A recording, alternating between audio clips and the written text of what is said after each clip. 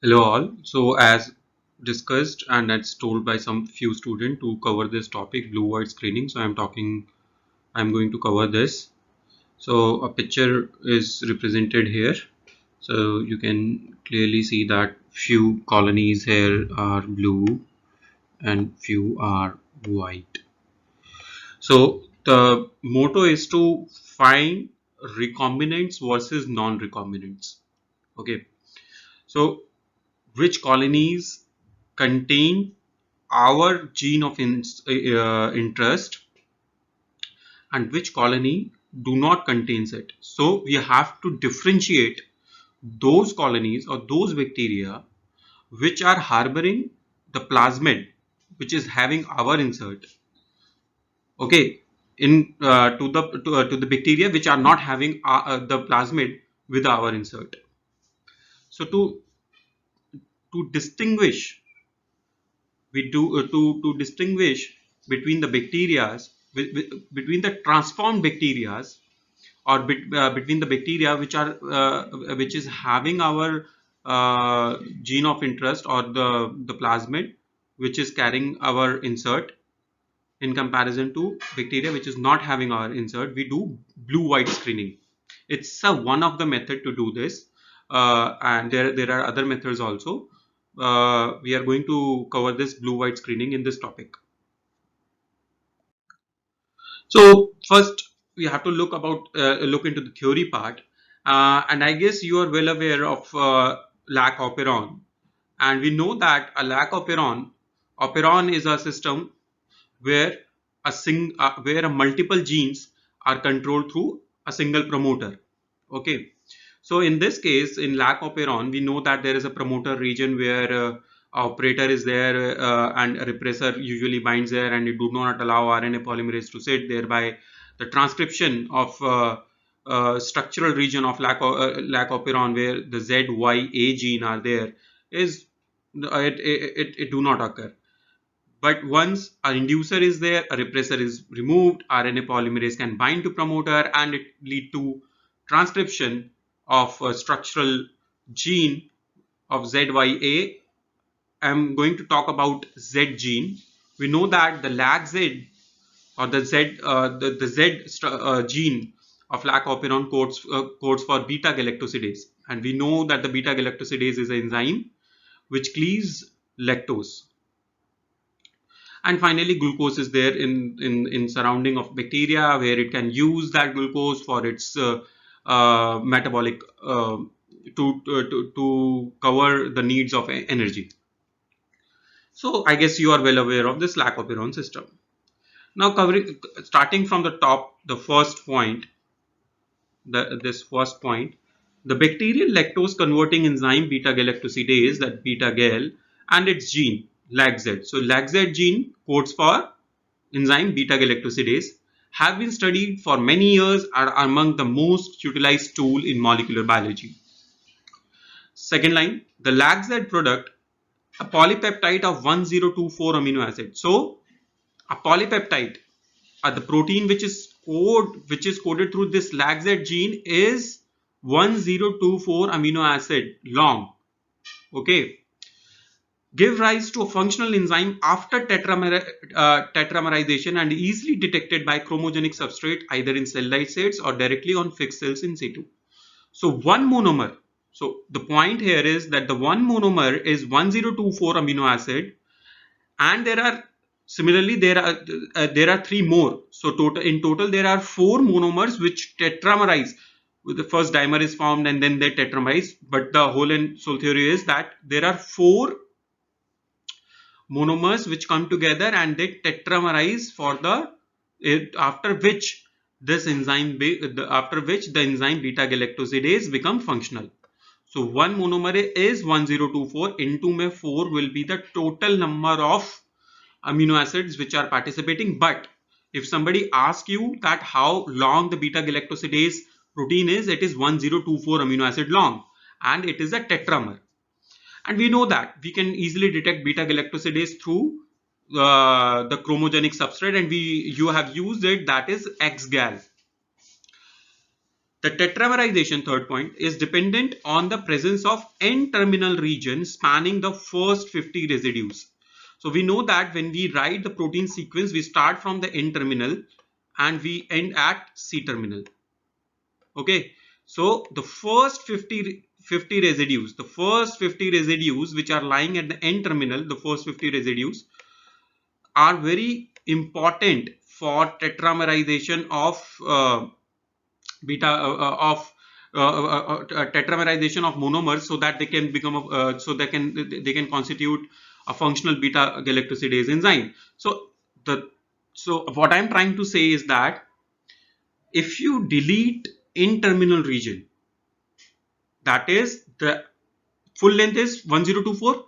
If you delete first 50 amino acid of the N-terminal region of this enzyme, then the tetramerization process is lost, and the functional enzyme is a tetramer.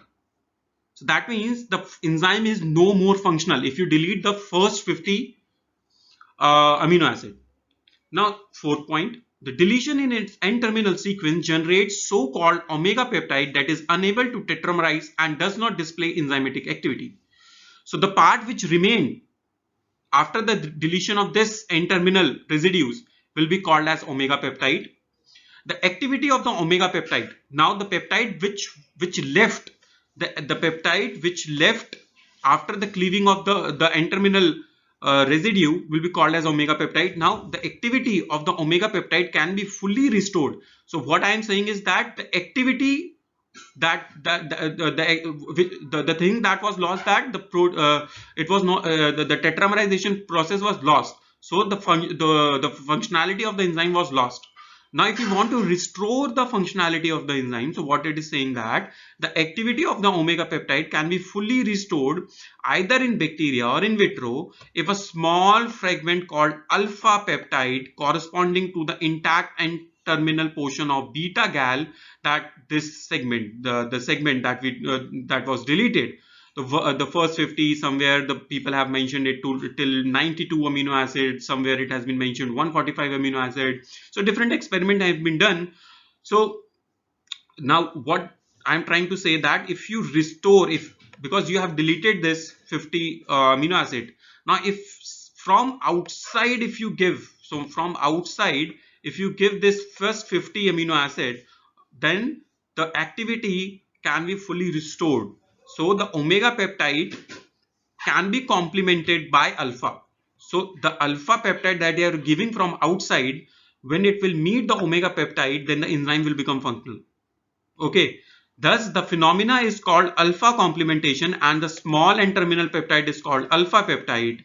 The effect has been widely exploited for studies in prokaryotes, where special strains that constitutively express the strains which are constitutively expressing omega peptide exist, and that's exactly the strain that you have used in our lab, used in your lab, is DH5 alpha. So the strain that you have used was DH5 alpha, and you know that the DH5 alpha is what? It's LAC Z delta M15 mutant, and it do not consist of N-terminal region. It do not has the alpha region of beta galactosidase. It has only the omega peptide, and thus these strains help us to and allow the detection of expression of small alpha peptide. So we will be covering this step by step in some diagrams, but the take home message from this slide is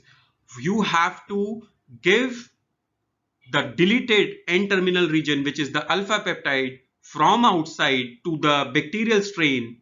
So the bacterial strain is lacking the alpha region, it has only the omega region. So if you give alpha region from outside, then they can, so alpha region can complement the omega peptide, and thus it can lead to the it can lead to the tetramerization of the protein, and or tetramerization of the polypeptide, and thus the fully functional beta galactosidase can be formed.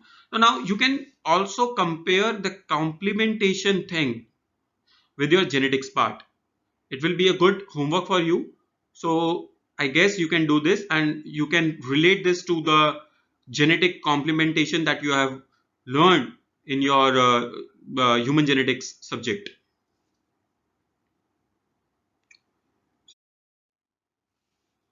Now,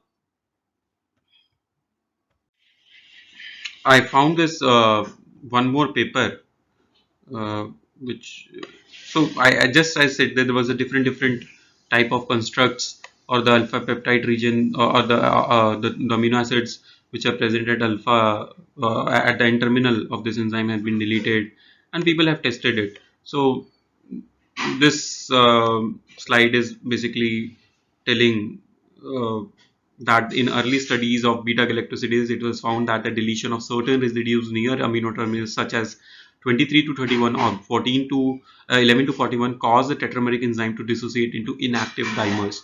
Actually, they both later on, people have found that the glutamate region, which is present at the 17th number glutamate or the amino acid 17th number glutamate, when it was deleted, then the tetramerization was lost. But we are not going into that great detail. So now, furthermore, by using the peptide that included some of the missing residues, that is. So I told, if some people use 1 to 50, some people use 3 to 41, some use 3 to 92, or somewhere I have seen that it is still 145. It was possible to reconstitute the active tetrameric form of the enzyme. The phenomena of alpha complementation is the basis of common blue-white screening with the AXGAL. AXGAL is the chromogenic substrate which gives you the blue color, that we will look into it, and used in cloning. So it is same that I just talked in previous slide, and it is the reference of for this information, and we find the link which is given below. Okay.